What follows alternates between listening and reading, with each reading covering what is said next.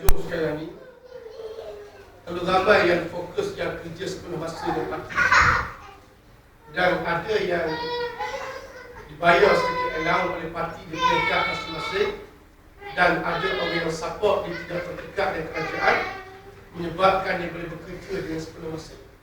Dan suasana tu kalau dapat kita wujudkan juga di Miri, ada beberapa orang yang tukang kerja sepenuh masa, ataupun ada ustaz-ustaz kita yang boleh kita biayai mereka sepenuh masa, baik 1,000 ke 1,500 bulan untuk sara hidup dia, dan mereka ni bertugas penuh masa untuk parti, satu perkara yang terbaik kepada kita.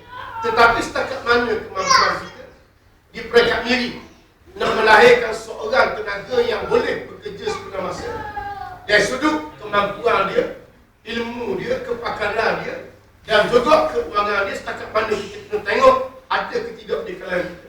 Kalau ada, serasa boleh kita wujud. Tak perlu ramai, 2-3 orang pun tak apa. Pak kerja-kerja kerajaan ni boleh bantu pada masa tertentu untuk menggerakkan jentera parti. Ini penting. Kerana jentera parti bergerak sepanjang masa, tak kena musik, tak kena tempat. Perlu kepada orang yang fokus pada masa.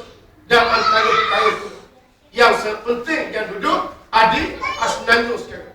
Kalau di Semenanjung, Dewan Harian dianggap sepenuh masa.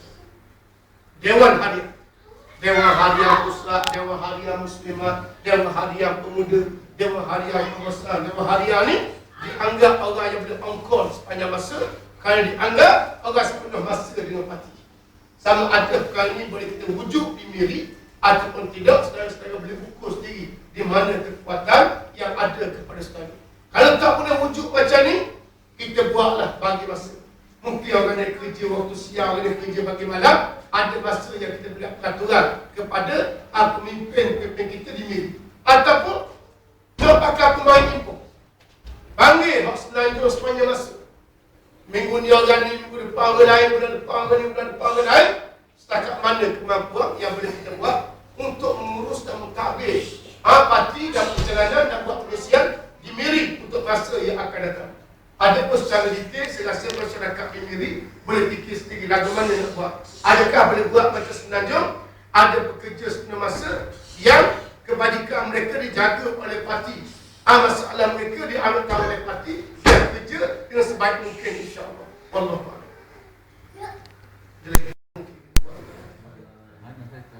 Kalau kita mengentuk pegawai yang akan sudah sebenarnya pengaruh ni pengaruh yang besar. Sebab kadang-kadang pegawai yang bercakap ni pegawai bawah, klien-klien lebih percaya kepada pegawai lebih bercakap. Kalau pegawai contoh pegawai daerah bercakap, walaupun dia bercakap tu kedai kopi, kenapa gaya dia kena tukar oleh kerajaan, ucapan dia tu orang bawah boleh terima. Gawai kerajaan penting. Ataupun Al-Malak ni orang yang berpengaruh. Cuba tengok di kawasan Miri, siapa Al-Malak, orang berpengaruh. Seorang contoh datuk, ada seorang datuk IPC ke apa, cuba ziarah, ambil simpati. Dan datuk ni, orang-orang yang berpengaruh ni, dia ada anak buah, dia ada pengikut dia. Taukir hak mana kita boleh pergi. Ketua-ketua khilaf kami di Semenanjung, kami cuba menguasai beberapa ketua-ketua khilaf, di mana pekerja mereka beribu. Bila ketua khilaf bercakap, anak buah mesti ikut kadang-kadang. Ini Al-Malak, orang-orang yang ada pengaruh yang kita kena cuba kuasai dan dekati mereka dan simpati mereka. Sebab itu jangan-jangan sekali kena buat satu lawatan pemuda ke kawasan, kena buat lawatan kepada orang yang berpengaruh. Sebab ada beberapa orang yang berpengaruh, kita cuba buat lawatan, bertanya kampung. Misal seorang terpencil dari segi guru, kumpul cikgu-cikgu kita 3-4 dia melawat, tanya kampung. Pengalaman dia apa, dia dulu di Sarawak, macam mana sistem pengajarannya dulu, sekarang tanya pendapat 2-3 perkara, dia rasa dia dihargai. Bila dekat pilihan raya, dia rasa orang dia penuh datang bertemu dia, tanya pendapat dia, ingat pada dia, tanda dia, akhir sekali dia akan suruh anak-anak buah dia beri sokongan kepada kita di samping projek kebajikan yang kita buat sepanjang masa. Ini Al-Malak penting untuk kita kuasai masyarakat dan peringkat bawah. Allah.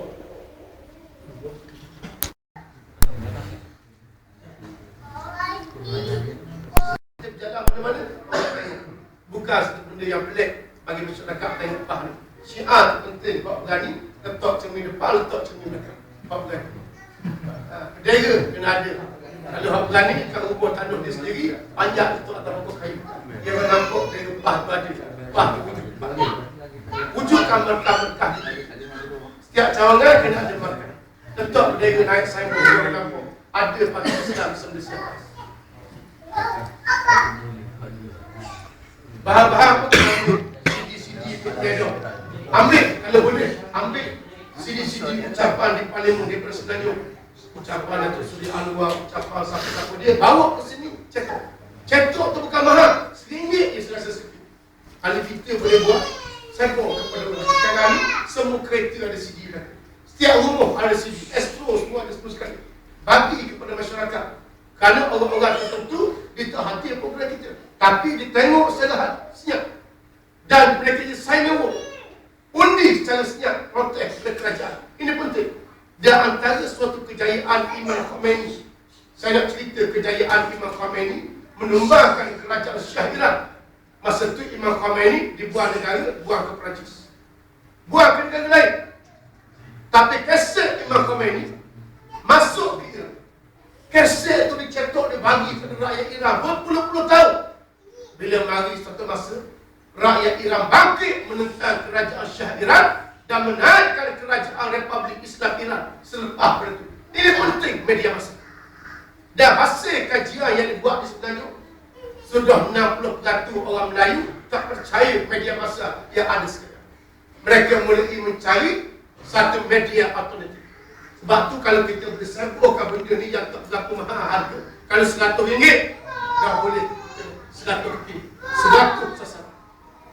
100 sasaran. Mula-mula sekali cari kawan-kawan yang duduk atas pagar. Biar dia tengok benda ni bergoncang keadaan dia, rasa nak bersama kita. Kemudian bawa lagi risalah lain. Perbanyakkan bahan untuk masyarakat. Kerana hari ini masyarakat boleh membaca dan masyarakat boleh menilai sendiri. Banyak langkah yang boleh kita ambil nak kita twinkan balik kepada masyarakat ni, biar sokong kepada kita dan raya yang akan datang. Wallahu a'lam.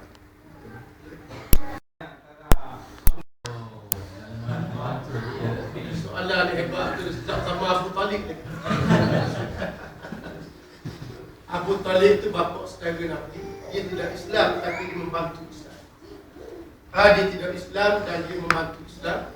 Dan apabila Abu Talib mati, Nabi sampai menitikkan air mata.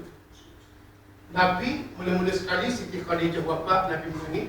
Kemudian Abu Talib mati, Nabi pun menangis. Kemudian lepas pada itu berlaku Isra dan Mi'raj. Kerana Tuhan menghiburkan hati Nabi yang sangat berduka cita dengan kematian dua manusia yang paling Nabi kasih. Abu Talib ni bapa saudara tapi tak Islam. Walaupun dia tak Islam, tapi dia membela Nabi Muhammad sallallahu alaihi wasallam. Dan inilah juga hujah yang dimainkan oleh beberapa orang penceramah yang bukan Islam di Malaysia kita hari ini. Kami walaupun tak Islam, tapi kami nak jadi Abu Talib membantu menegakkan Islam. Ucapan untuk orang bukan Islam semesti. Maknanya mereka dah buat kajian. Kalau betul lah dia betul nak tolong Islam sungguh, kita boleh buat perumpamaan seperti Abu Talib. Tapi nak sama tanah dengan Abu Talib, mungkin tak sampai. Hajat dia ada macam dia macam Abu Talib, tetapi tak sampai kepada hakikat yang sebenarnya. Hari ini kalau kita tengok, apa yang berlaku di Pulau Pinang, memang serangan yang begitu kuat. Serangan baru ni, orang Melayu ketinggalan di Pulau Pinang. Padahal Melayu ketinggalan ni dah puluh-puluh tahun. Sejak zaman BM bukan sekarang. Pakatan Rakyat baru dah 2 tahun. Lama dah Melayu tertinggal di Pulau Pinang, tapi diungkitkan sekali. Yang kedua, timbul isu khutbah jemaah. Katanya, Khatib baca khutbah tak mendoakan pada tuanku, tapi mendoakan kepada Lee Kuan Yew pula. Dan khutbah jemaah biasanya kita doa kepada raja-raja kita. Amin tak sultan tu selamat. Sekarang doa kepada Lee Kuan Yew pula yang berlaku di Pulau Pinang. Setakat mana berita ni betul, wallahu a'lam bissawab. Cuma apa yang kita dengar, orang UMNO je bercakap hari. Kalau seluruh masyarakat tu bercakap, boleh kita kata khabar tu khabar yang mutawatir, khabar yang betul. Orang ni bercakap, orang ni bercakap, orang ni bercakap, mungkin betul. Tapi kalau UMNO je bercakap, mesti ada isu politik. Asal apa takkanlah sebutin masjid orang ramai-ramai tu UMNO je dengar. Orang lain tidur lagi. UMNO saja yang dua. Takkan begitu.